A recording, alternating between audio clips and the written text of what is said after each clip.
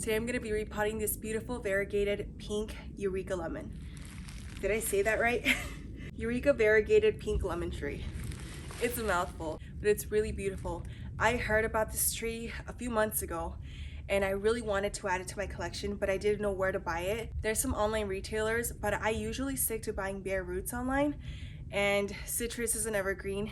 So I was trying to find it in nearby nurseries, and then my friend AZ Zen Garden posted on Instagram that Costco actually had them for $28.99, which is a steal right now because tree prices have definitely gone up in the last few weeks. Literally at my local garden center, they went up by like $6. Actually like $7. So I'm gonna be transplanting it from this 3-gallon up to that 25-gallon pot that you have right there. The reason I'm doing that is because I want the roots to have as much insulation as possible, since I live here in Arizona in the low desert, and I feel like, especially with fruit trees, I don't like to water them every single day, and I don't want to have to pot them every year or every 2 years. So 25-gallon pots works perfectly, and I've seen based off my other trees that the roots will fill in within a year. So let's get to it. I'm actually going to empty out this pot right here so that I can amend it and then pour that soil into that bigger pot. This pot has housed a few flowering annuals. Just because I don't like to keep the soil bare, I like to have something in it at all times up until I place the final plant in there. So I'm just going to go ahead and reuse it and amend it. First, I'm going to remove all the mulch. I add a really nice thick layer just so that the soil doesn't dry out too fast. And this soil had a mixture of vermiculite, perlite, peat moss, and compost. And what I had growing in there were marigolds. So I'm gonna start by dumping this out and using that as my starting base. Look at this. Whoa. And any roots that I have in there, even those I might actually cut up and add back in here because they'll break down over time and continue to feed the soil and the tree.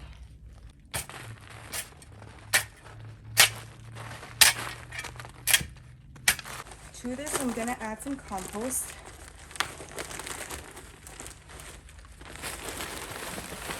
I have right here. I'm also gonna add in some sand.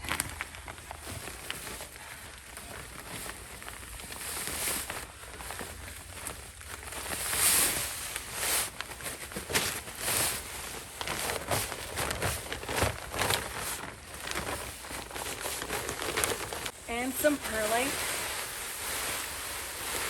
The original mix already has perlite and vermiculite. I just want to add a little bit more just to make sure that the soil is nice and loamy, well draining. And because it's a really deep pot, I want to make sure that it has enough aeration and still some water retention, which perlite is going to help with. The sand is just going to help with the structure, and the compost is going to help add nutrients as well as help with the structure. And then the peat moss is just sort of my base that I use.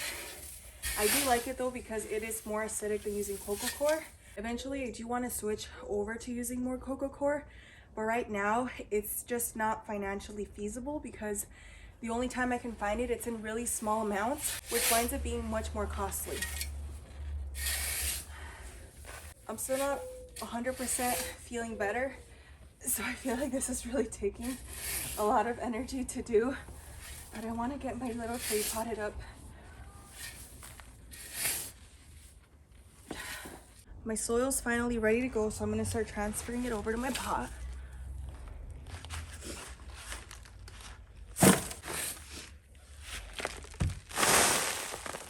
Why did I do that? I'm gonna stop here and I'm gonna put my tree inside just to see how high it comes up. And most of the time, the trees are buried a little bit too deep in their nursery pots. So I'm also going to go ahead and look for that root flare, which I can already tell goes a little bit lower. I'll bring you guys in closer right now to show you what I'm looking at. But so far, I want to make sure it's maybe another 2 to 3 inches above the level of the pot. That way, over the next 1 to 2 years, as the soil settles, the tree won't be buried too deep. So I'm going to show you guys what I look for whenever I repot trees. I'm going to start off by taking off this tie tape right here.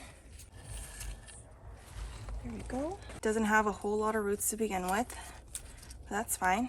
they'll fill out over the next few months. So I'm gonna look for the root flare. I'm gonna keep coming down here up until I see the trunk start to flare out a bit. And as you can see, when we look down, there's already some roots starting to circle around. So I really do like to uncover the roots to get down to that root flare, so I know I'm not planting the tree too deep. So I would honestly plant it at this level instead of planting it about 1 inch or 1.5 inches higher than it was. And you can actually see remnants of its old nursery pot right there. So oftentimes I feel like they just bury it way too deep. The mistake I made before is on top of the nursery burying it deeper once they transplanted to a bigger pot, is I used to plant it even deeper than that, which is why some of my old citrus trees were planted this much above the root flare. And while they survived, they didn't thrive in their pots.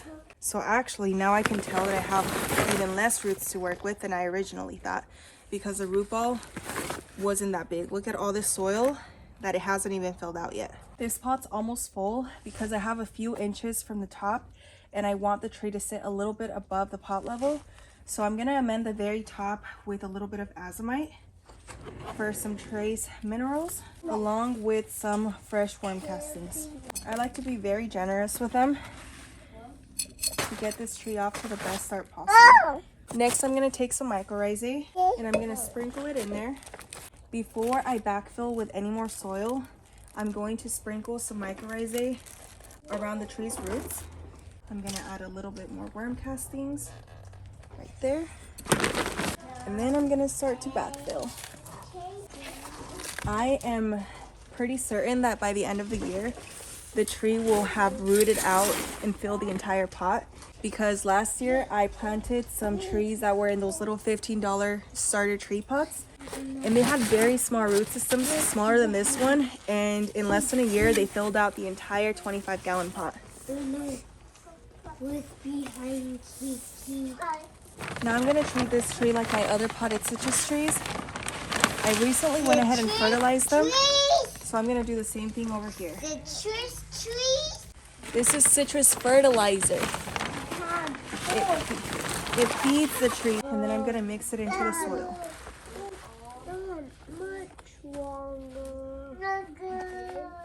I've got a bit of straw mix in there. For the most part, it's just shredded hardwood mulch. Next, I'm going to place my irrigation line back on there.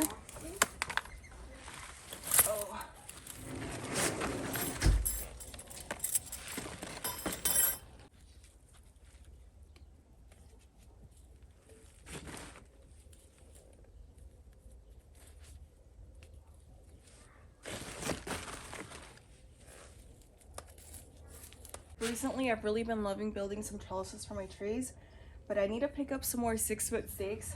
So for now, I'm just gonna stake it back like this to give it a bit of support, and then in the next few days, I'll finish building the rest of the trellis. This is gonna help straighten it out a bit. And as you can see, I sort of tilted it back. The reason for that is because I'm trying to grow them splayed out against the wall rather than growing straight up right here, solely because when my husband graded the yard, he made it so it sort of dips in the center so that the rainwater could collect, and then we have some drainage over there so then it could go out.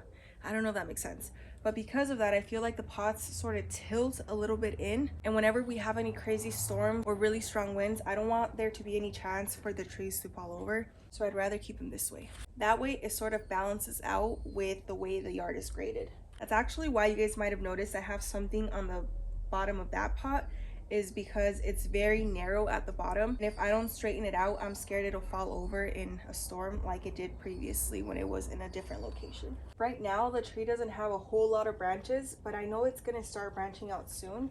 I already see some new growth going on there. At least for now, we know it has an established main trunk, and it's very thin right now, about the width of a pencil, but over the next year it'll definitely thicken up, and hopefully next year we'll get some fruit from it. But the last thing I'm going to do right now is water it in. And then from here on out, I'll just leave it up to the drip system. And that's it. Now this little tree is ready to take off. It has fertilizer, it has good soil, it has everything it needs, and I'll continue to give you guys updates over the next few months.